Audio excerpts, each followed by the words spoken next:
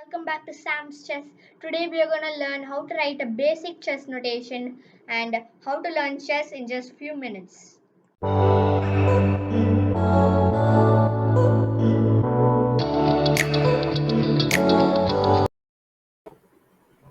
Alright guys, now we are going to look how the pieces move.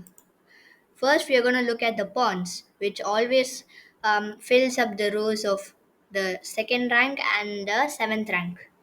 The pawn always moves one step forward, but when it's in the starting position, it can move two steps forward, or it can also move one square up. A pawn, after moving two squares, it can only move one square up. And when there's an opponent piece, it captures diagonally. It can't. If there's a piece in front of it, it's stuck. It can't move forward unless there's a piece which is in the diagonal and it can capture. And now, after the pawns, we are going to look at the rooks, which are in the corner of the chessboard. The rooks move vertically and horizontally. And now we are going to look at the knights. The knight moves in a L-shaped manner, two squares up and one square to the left or right. Now let's repeat after me. Two square up and left or right. So knight moves this way, and knight can move a lot of squares. A knight can jump over piece. If the knight is over here, it can jump over here with no obstruction. And after the knights, we are going to look at the bishop. The bishop stands right next to the king and the queen. And now a bishop always moves diagonally. If a light square bishop always moves on the light squares, it can't move on the dark squares. If there's a dark square bishop, it can only move on the dark squares and not the light squares. And we are going to learn about the most powerful piece in chess, which is the queen. The queen is a combination of the both bishop and the rook. So it can move both diagonally and horizontally.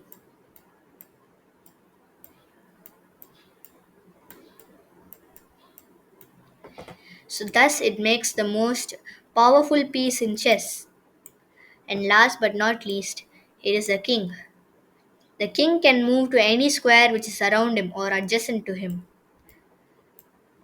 thus making him the one of the weakest piece. And all the pieces need to protect the king. If the king can't move or get out of a check, it's checkmate and the game is over. The opponent king always stares at the opponent king, and the opponent queen is directly towards the opponent queen. Okay guys, now we are gonna learn how to locate a square. You see these numbers in the corner on the edge of my right side edge. These are called ranks, and this rank locates this entire row. And so this is the first rank, second rank, and so on. And you see the letters at the bottom. These are called files, which locates the column of the chessboard. And now how to locate one specific square. If I point at this square over here, it is on the D file and in the fifth rank. So this square is called D5. First the file name and then the rank name. So if now repeat after me. This square is called E6 because it is in the E file and it is on rank 6. And now try to find which square is in which. What's the square name as I located? What is this square? Correct. It's F5 because it is in the F file and the fifth rank. What is this square? Correct. It is in the C file and third rank, which means it is C3. And now we have learned how to locate squares in the chessboard. So now let's learn how to write how a. Okay, guys. Now we are gonna learn how to write how a chess piece moves. Starting with the pawns again. When a pawn moves, it is e4 because it landed in e4. We don't write pe4 like the first letter. We just write e4. It's a move. And when a pawn captures a piece which is diagonal to it, we call it e cross f5.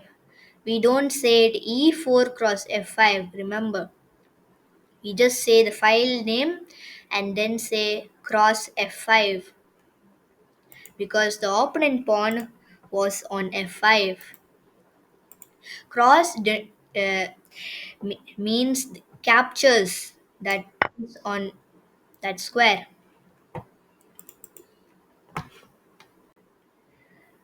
Now let's learn how a bishop moves. We just moved e4 and now the bishop needs to come to c4. So when it comes to c4, let's play the opponent's move which is e5. And now the bishop comes to c4, which is written as bishop c4. B c4. Never mind this because it's just showing the piece. Write B, stands for bishop, to c4. Just B c4. And when a bishop captures on something, you write, can you guess it? Yeah, B cross d5 because the opponent's piece was on d5. Okay, guys, now we are gonna learn how the knight moves and how it is written. And now we just move the bishop to c4, and now the opponent knight wants to go to c6.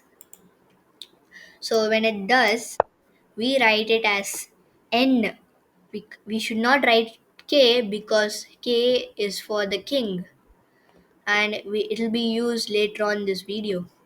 So for knight, we use n c6, and n is for the knight and c6 is for the square it lands on. And when it captures a piece, it is written as n cross d4. d4 stands for the opponent's piece, which is on d4 square. Guys, now the knight moves to c6, and I moved my knight to f3. Can you guess what that move is called?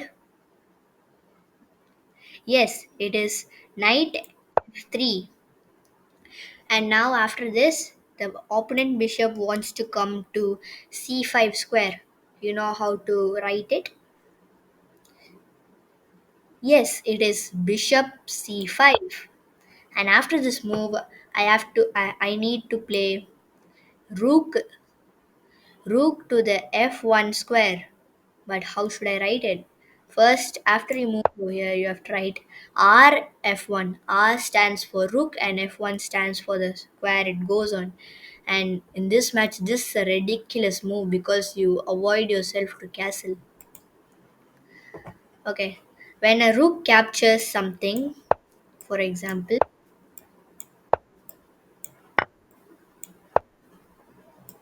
and here the opponent misses that his pawn can be captured, you write rook cross, yeah, rook cross g4, which captures the pawn on g4.